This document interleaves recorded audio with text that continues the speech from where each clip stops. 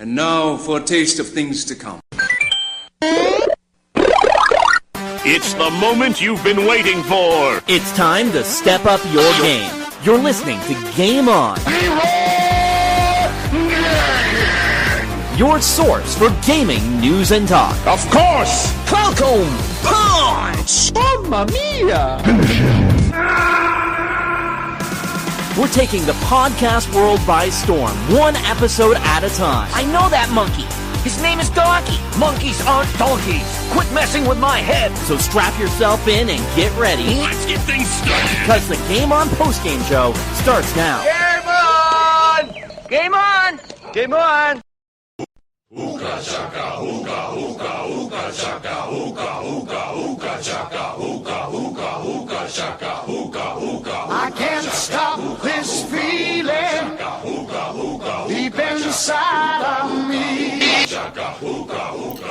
And that's enough of that. Hello, everybody. I'm Jeff Johnson, your host for Game On, your best source for gaming news and talk. You're joining us for an episode of the Game On post-game show. We're back from Calgary Expo, and for once I'm doing this podcast with other people. I'm not just that lonely guy sitting in a room in the dark, in my underwear, just talking to myself. Yeah, that's typically how this thing works. But anyway, podcast time. I have Steven, why am I saying that? I have Steve joining me. Hey. And I've got Shayla joining me. Hey! And we are talking about Calgary Expo, mainly because you were the only two adults who wanted to stay beside me during Calgary Expo, mainly because I just sit in a room talking by myself in my underwear. Thank you for sticking with me. Oh, who doesn't? So, Calgary Expo, it's come and gone. We got another year done. It's over. It was an interesting year. A very interesting year for a number of reasons. And we're going to sort of talk about that. We all had our own experiences. For Shayla, this was her first time going.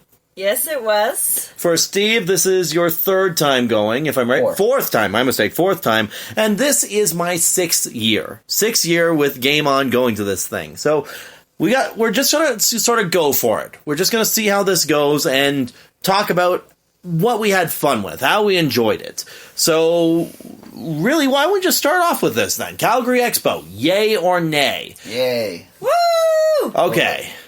What did you like about Calgary Expo this year, Steve? Well, for starters, I actually came out of it not spending all of my money in my first 2 days. That's a plus. I know. I was surprised. You normally buy knickknacks and all sorts of random junk. Yep. And not jewels, junk. Yep. Actually, no. I think the best way to sum this up, I'm going to play it right. There we go. That sums up Steve's experiences there. Fry says it best. Shut up and take my money. Yep. Shay, what about yourself? Well, with my first time being there, I just walked around. I tried a bunch of new things. I went to a lot of panels. It was pretty hectic on Saturday. It was so jam-packed full, but great experience. Okay, so why don't we talk about some of the things that we sort of enjoyed about this then? I've just sort of put together a little bit of a list, and we can sort of go around the table and talk about some of the things. Mainly because I know this year we actually checked out some panels. There are years where we don't. It happens. It does. So let's talk about that. What was your favorite panel to go to? So let's start with a newbie. Shayla. Bob Morley from the 100. And another one I actually really enjoyed that I got a lot of laughs off of is the Boy Meets World panel that I went to. Yeah, that was Friday night, wasn't it? Yes, and Bob was on Sunday. Okay, so how many panels did you end up actually seeing this weekend? I know you went into this with probably the biggest list of different things to see out of all of us. I've seen one on Friday. There was probably about 2, 3 on Saturday and 2 on Sunday that I got to see. Right. And for those who don't know, when Shayla puts a list together, she puts a list together. She had 3 pages of different things she wanted to check out over the course of the weekend. I remember my first Expo year, too. I was like that. But also, it wasn't just things I wanted to see, because we went with our kids this year, so I had a list of events to do with the kids, and unfortunately I didn't get a chance to do some, like a potions class, but Jeff did get to go, and their Uncle Steve here took them to a story time, which they really enjoyed. Right. Steve, what about you? Panels this year. Anything that caught your eye? Well, I was really excited for the Patrick Warburton panel. I thought that was going to be my favorite, but while it was still a lot of fun, and Patrick Warburton is one heck of a voice actor. And for those who don't know, he's the one who voices Flynn from Skylanders, Kronk from Emperor's New Groove, Joe from Family Guy, and just about every recognizable voice. The Tick, yes. Tick. He was the live-action Tick. He was also on Seinfeld, if you were a Seinfeld fan. He stole Jerry Seinfeld's move. But, yeah, continue on, Steve. Well, I thought that was going to be the highlight of my panel experience. But as actually the one that actually blew my socks off the most was the Linda Larkin one. She was really good with her panel. Very good. Oh yeah, she just has such an amazing presence. She seems to capture that whole Disney princess vibe. Yes, Linda Larkin's the one who voices Princess Jasmine, and you can definitely tell because the voice is Jasmine completely. And I was totally shocked sitting in on her panel. I was like, yeah, her voice is Princess Jasmine. I thought she would have her regular voice, which you wouldn't be able to tell that she was Princess Jasmine. No, and there's a lot of actors who have a lot of different ranges of voices. I mean, like, really, you hear a Patrick Warburton, every single voice is him. Like, But you got other ones, too, that have an amazing range. You have your... Well, I guess one example would be last year when I saw... God, why am I drawing a blank on his name? He is... well, actually, one of the people we interviewed this year... Jim Cummings. Jim Cummings we've interviewed, and his voice is everywhere. Like, he can be a Pete or a Scar or any other character. But with Linda Larkin, it's like, this is the voice. Oh, yeah. You are this character forever. Yeah. Totally. So, I mean, it was great to see her panel. And actually... that is one of my highlight panels because it's a panel I actually saw the whole thing of. Mm-hmm. And plus voice actor. I love to sit down and talk with the voice actors. They are so in addition to being like they have all that amazing credibility and a terrifically rabid fan base, but they are so unaffected. Like they get to enjoy the being incognito. As well as they can go out and live their regular life, as well as having a job that touches millions and millions of followers. Right. And that's just it. I'm glad to see cosplayers...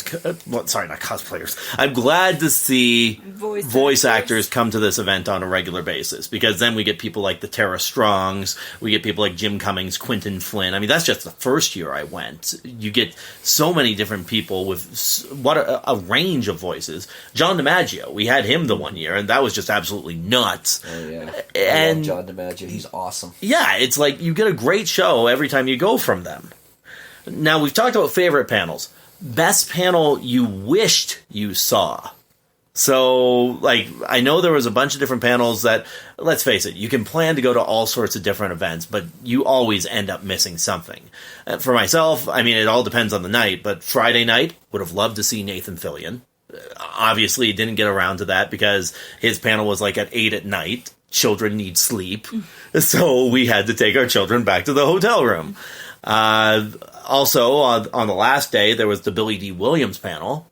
Didn't get a chance to see that, but I think that would have been a cool one to see. I would have liked to see the Jason Mewes and Kevin Smith panel.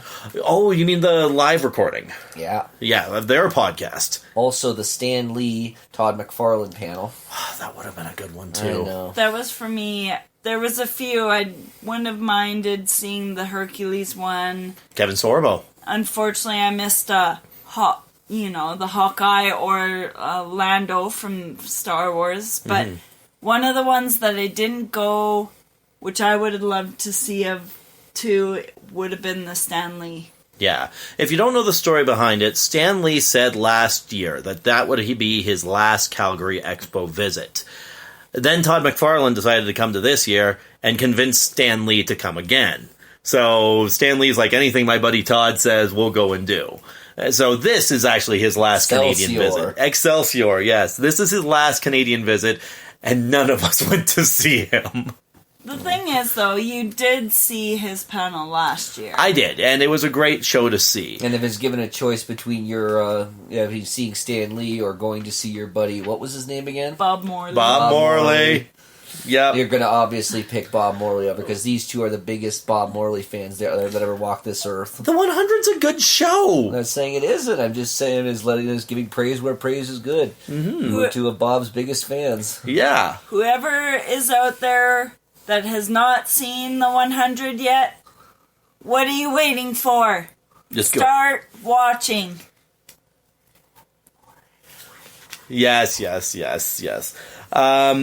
I think that segues right into the next thing I wanted to talk about. Actually, sorry, Jeff. There's one other thing I'd like to point out. Okay. This, while we've talked a lot about star power that attracts us to it, there's also a lot of more regular panels done by regular people to teach you a lot, to tell you about different things.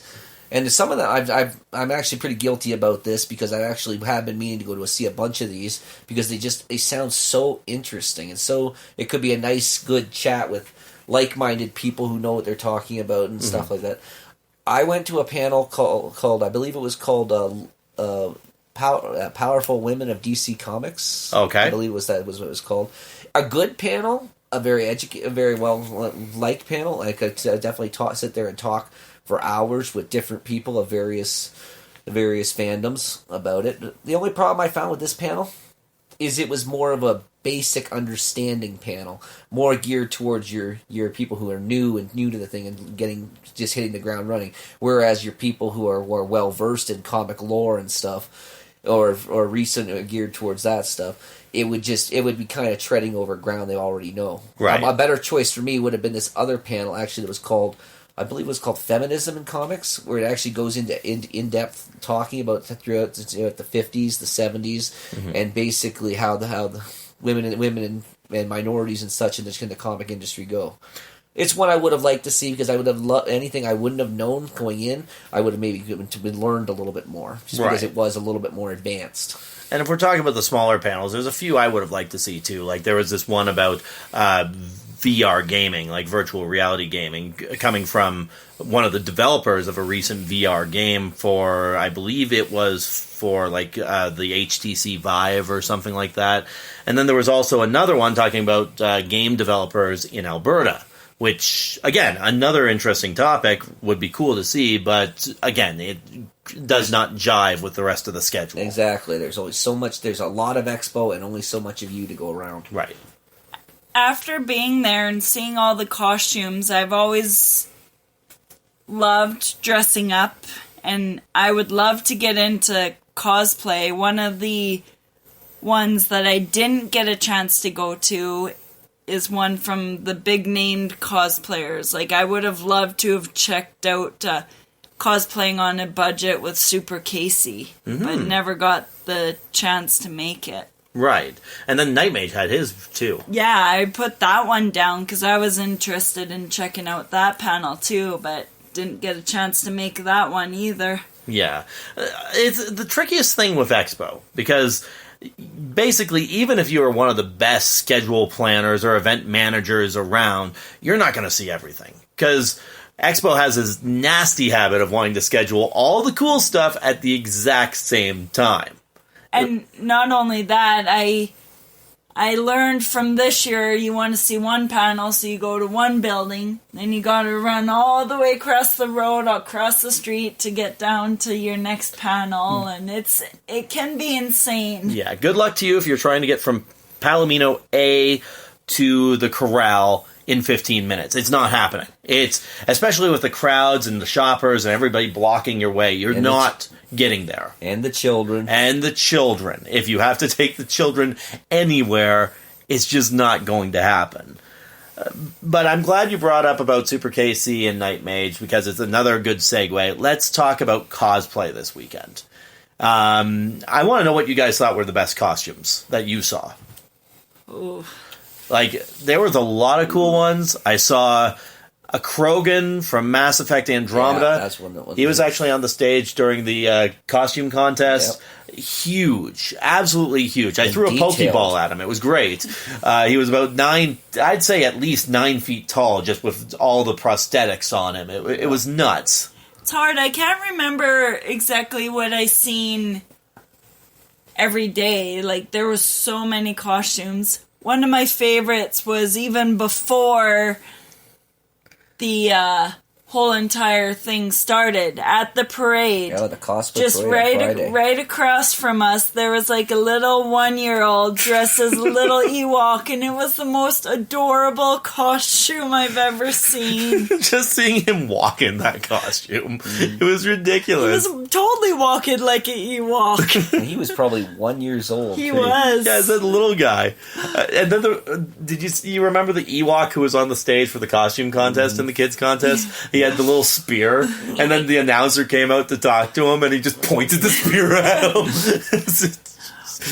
But also, I seen a Blastoise and a Charizard, but I think the Blastoise looked really good. It was like this sort of post-apocalyptic thing, because like the Blastoise had like this chain gun, and like the helmet was like metal. It was just cool. When I was in lineup for my photo op with Bob, there was a family that was dressed up as Harry Potter characters, which I thought were done really well. There was Hermione from the Philosopher's Stone, Harry Potter, Bellatrix Lestrange, and Sirius Black. Mm-hmm. Did you guys see the Ghostbuster symbol walking around over the weekend? No, I missed that one, unfortunately. Okay, so it was the ghost in the Ghostbuster symbol, and he had like the red cross around him, like, who you gonna call? And he was just wandering around the whole place. It was great. Ben also saw one that I wish I saw. There was a Han Solo frozen in carbonite. Oh. Like, just wandering around. Like, this sheet of metal with him sticking out of it. I found a Hulk and a She-Hulk when I hung out with Allison before meeting up for the Boy Meets World panel, which I thought was a job well done. You noticed the Hulk first. Of course. Allison pointed him out. Right. What else did I see? When you picked me up, not sure who it was, but it was it was cool, but kind of creepy how that guy, some kind of clown or something. No, not you mean the pyramid. It clown. Or something like that, yeah. I remember seeing the Pyramid Head guy that you were talking about too, Steve. Like, he had to walk down, like, just going slow, dragging that big sword of his all over the place. Which scared our daughter. Paige ran for the hills on that one. I think she would have been in tears if she seen that It clown. I have to put a personal favorite in here right now. I did see a Slave Leia. Yeah, I saw a Slave Leia. Yeah. I seen her. She actually came up. It's like, she's like, oh, you found your son, so I seen her in the end. Oh, yeah.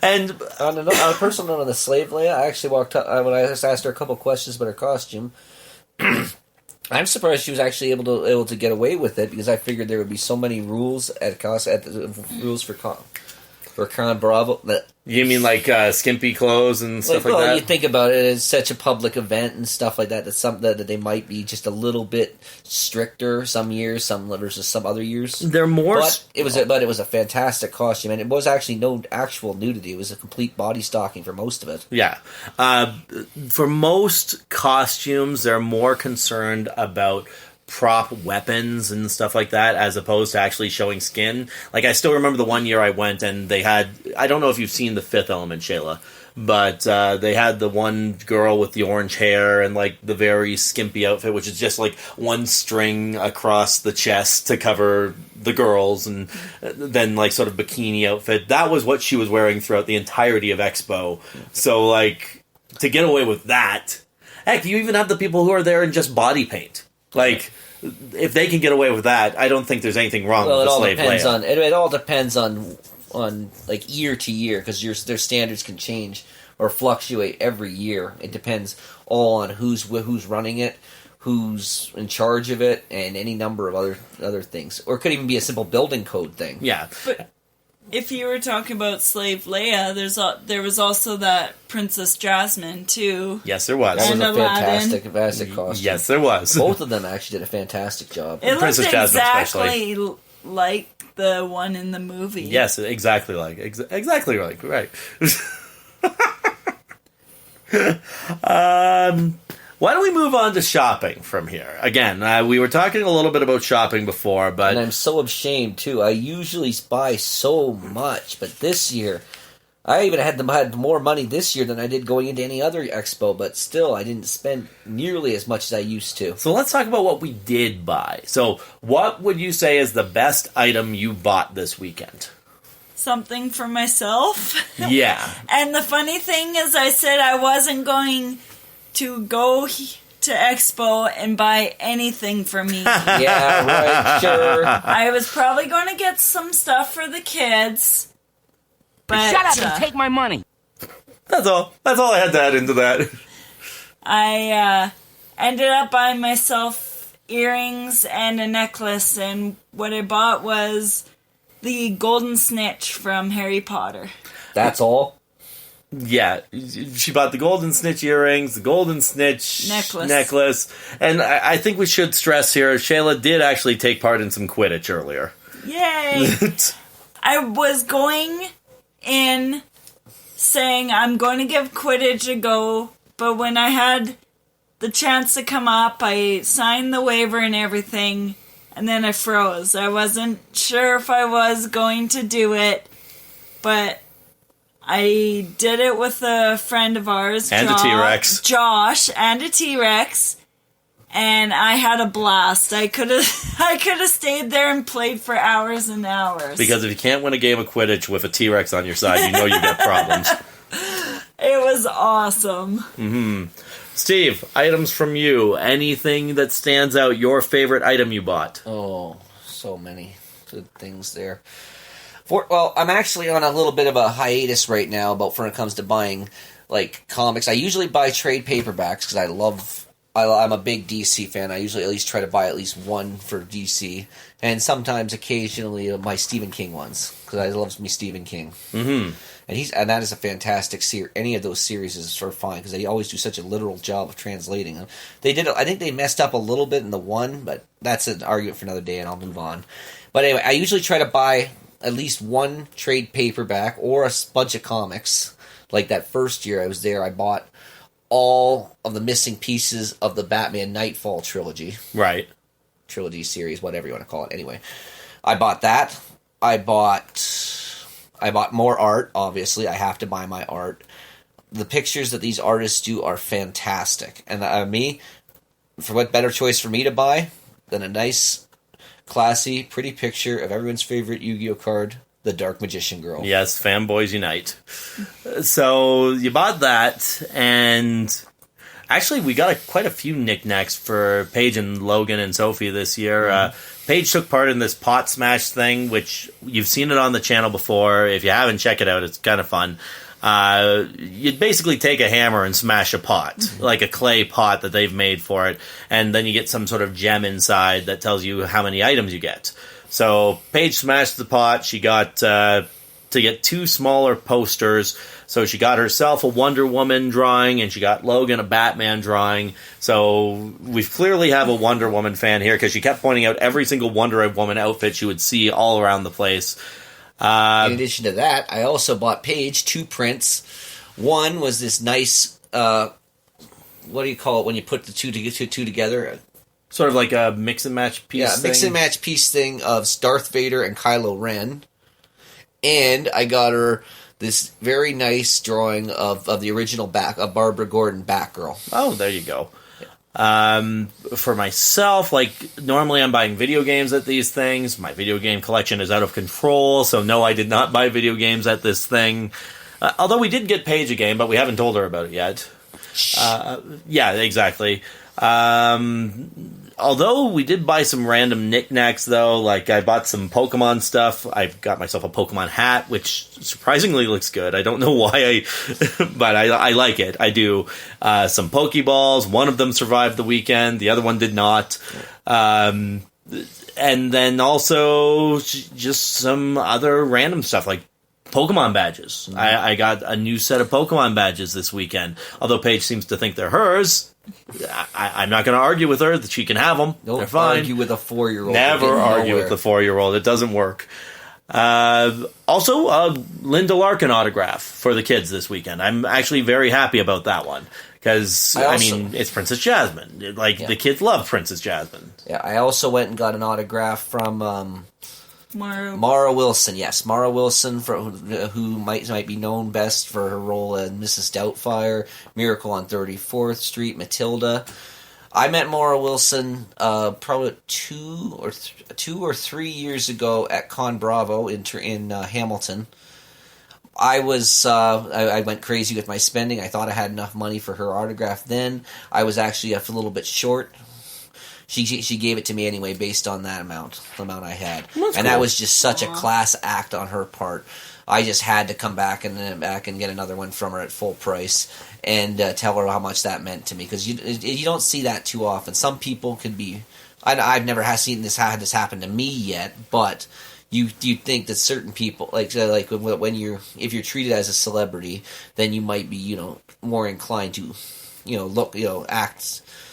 So, you know what I mean. Just that you can actually get up on your high horse and stuff. But Mara was not like that at all. Mara was a complete class act, and she was down to earth with her fan base and everything. And she told me all about that. She also told me that she hasn't wrote anything else for Cracked yet, but I honestly told her that I hope she does, because some of the articles that she wrote for that were very good read, and I enjoyed reading them. It sounds like you have a favorite celebrity for this weekend. I think so. She was just like I said, such a nice, down to earth person, and such a genuine joy to talk with. Mm-hmm. As I'm actually pretty sure I've never actually had a bad experience yet talking with any of the celebrities at the conventions. They're all fantastic people. Okay. I would like to touch on what Steve just said. The greatest thing was with Bob, when I was in line to get his autograph, he actually didn't sit at his table. He didn't want to be separated from his fan base. So when everyone went up to him, he was talking different things. I didn't get a chance to ask the 2 questions that I had during his panel because we ran out of time, but he answered my questions when I went up for his autograph. So I thought that was very nice and very... Just the fact how he wanted to interact and not be separated by the table. Right. I've also got to give kudos. He wasn't all BM. What's with BM? Hey, this pen has to last all day. No. Yeah, that wasn't Bob. And I've also got to give my kudos to Bob, too, because, I mean, Shayla had basically the Bob Morley Power Hour throughout the course of Sunday. It started with the panel, then it went to the photo op, then it went to the autograph. So basically, her whole afternoon, she was stalking him. Yeah, her whole. Don't make me sound like a creeper. Her whole afternoon was Bob Morley focused, and you know what? Like, he interacts well with his people. I never see a celebrity who stands in front of the table, like, doing the whole let's not have this separation. Like, he stood there, he shook people's hand. I even was walking by that lineup, and he left the lineup, walked over to me because I asked him a question at that panel, and said, "Hey, Wario! Yeah, I remember you were at the panel. Thank you," and shook my hand. Like, this is a guy who... What a nice guy. Like, he clearly cares about the people who are coming to see him, and that's great to see. I didn't want to creep him out too much. I feel like other people had done it, but now I kind of regret touching his hair, because a lot of other fans just touched his Can hair. I have a locket of your hair? I got a hug, though. I have to draw you. Not only did I get my picture, I decided to stand in line and get the combo. So I got a autograph and a hug selfie with him. So There you go. I guess that's the closest you can get, really. It's the Bob Power Hour. Well played, Bob. Well, up to a signed restraining order. Bob, I'm watching you. This is my wife, Bob. Bob. Jeez. It's okay, Bob. My husband's a fan too. Yeah, whatever. Yeah, whatever. So there we have it. You're a Clark fan. I like them all. They're all good. So that's kind of where we're at with Calgary Expo. This is sort of just a quick thoughts on it. I mean, yeah, we did bring our kids this year. We will be going more in depth on that later, but we can talk about some of our favorite kids moments if you want to right now. So if you guys have a favorite kids moment, let's hear it, because we had our 4-year-old Faith.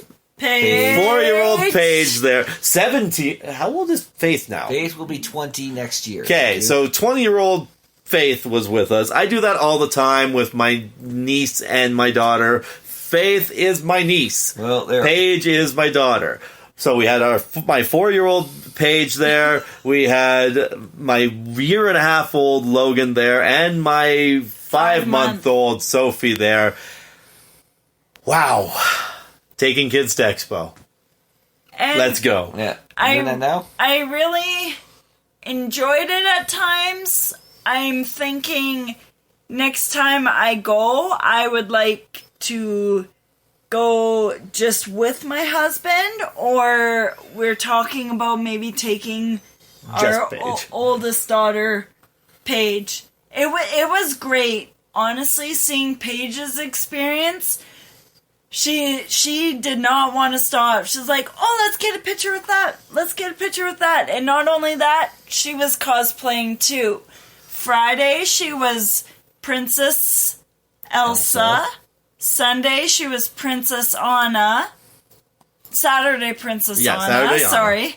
And Sunday, she was Rapunzel from Tangled. The best way I put it to Paige when we were planning this is basically 3 days of Halloween. So that basically sold her on the whole idea. But really, the thing I guess I would like to focus on here is just some of the activities we took those kids to, and just some of our best moments with them over the course of the weekend. For myself, I think my best moment with Paige would have been that Linda Larkin panel. Yep. Mm-hmm. And so basically, she got to ask 2 questions. She asked 2 questions of Linda Larkin. I can't remember the first one. What was that first question? I can't remember. I don't remember either. Like, I remember her talking about the Princess Jasmine voice and stuff like that. And the second question she was talking about... The second question was so long ago. The second question was like, what's your favorite costume? And for her, she was meaning like favorite Disney costume, like all the different Disney dresses and stuff. But what Linda got out of that question was the blue dress or the red dress. And she said she chose the red dress because she was smoking hot. Yeah. Yes. And the funny thing about that is, from that point on, I talked to Linda Larkin later, and apparently that question ended up selling more photos of that red slave Princess Jasmine outfit than anything else. Well done, Paige. Yeah. Well done. She's a salesman yet. Yes. Any big moments for you with the kids this weekend, Steve? Well, one thing I also like to add to the whole one about which is the best dress. Does anyone else think that the idea of Princess Jasmine saying the word "smoking hot" is just wow? It had its good sound. I'll definitely say that. Just wow. Yeah. Maybe we'll move to Shayla here instead. I think one of my touching moments with the kids this weekend was when I was in lineup and before going for the dodgeballs, playing Quidditch, just the fact that my daughter and my son were both cheering, and Paige said, "You can do it, Mommy. I believe in you." That's something I'll never forget. It was just such a sweet moment. It was a very cool moment. But then she was sad because she couldn't find her Canadian flag to fly around to cheer for me. Well, we still had it. It's just packed away. Exactly. Through the night before, I guess. Canadian flag was life at that moment. Just like bouncy castles. The funny thing is, with all this going on, they wanted to stay in the kids zone and be on bouncy castles and like play basketball or the little baseball thing. But really, you're there at Expo and that's your favorite thing to do, which you could do at home. Yeah, you can do that anywhere. Oh, children. But my favorite one for the kids was just as simple as that parade, honestly. That opening parade. We were standing there watching the costumes go by, and next thing you know, she saw a full-sized Elsa walking by. And Anna. Or no, yeah, Anna first, then Elsa. But she first had to go to jump up and run into the parade and hug Anna, and it was so sweet. Yeah, Paige loved the costumes this weekend, just seeing everybody in costume. And for her, it's not seeing people in costume, it's seeing the character. You know, it's like, oh, Darth Vader's here. Oh, Anna's here. You know, like to her, these are her favorite characters brought to life. Yeah. And it's great. Isn't that what all cosplayers actually think of it as? They're bringing their fandom and their love for that character to life. Exactly. Something that I love seeing too, we didn't see all weekend until Sunday, but one of Paige's new things is trolls. So when she kept seeing Poppy all around, she wanted to go up and talk to Poppies and... Yeah, a lot of fun had in that regard with the kids, and yeah, so in that regard, we had a lot of fun this weekend. I think we can all agree on that. Mm-hmm. And there is more content to come, more different topics that we'll be talking about over the next 2 weeks. Plenty of videos. We've got interviews with the celebrity cosplayers, a surprise interview with a voice actor this week, Kirby Morrow. You're going to be hearing from him later on, which I didn't even know he was there. Neither did I. Like, all of a sudden, Steve comes up to me the one day. It's like, you know, Kirby Morrow's here? I'm like, what? No way. So, you might not know him. He was the voice of... for that one. She was the one that actually knew that he saw him there. Yeah, so Kirby Morrow was the Canadian voice of Goku on Dragon Ball Z. He was also the voice of Troy Barton from Gundam Wing. He was in... Moroku from Inuyasha. Yeah, so like in a lot of the Hotshot shows, from Transformers. Cybertron. The Transformers Cybertron, but also some of the other ones too. Yeah, and like he's been in a variety of different shows over the years. Toru Mikami from Death Note as well. And for all you younger fans out there, he's actually played the male lead in one or two of the Barbie movies early on. Nutcrackers. Barbie and the Nutcracker is the one you were saying. One for sure. I think he might have other ones too. So, like, he's got a wide variety of roles that he's been involved in, and we actually got a chance to talk to him there. A couple of smaller features are going to be coming up as well, so I'm not going to spoil the beans on those because there's some fun stuff coming, but all in all, I think that's all we've got to say about Calgary Expo right now. So, if that's all, let's sign out and call it a night. Thank you for having me. Yes, thank you, Steve, for joining me. Thank you, Shay. Thank you, Jeff. And we will have more Calgary Expo content coming in the next couple of weeks. So, thanks again. This is Jeff Johnson. I'm Jeff Johnson. This is Game On, your best source for gaming news and talk. You know what they say, when life hands you lemons, Do a barrel roll! and when you want to know about your favorite games, listen to Game On with Jeff Johnson.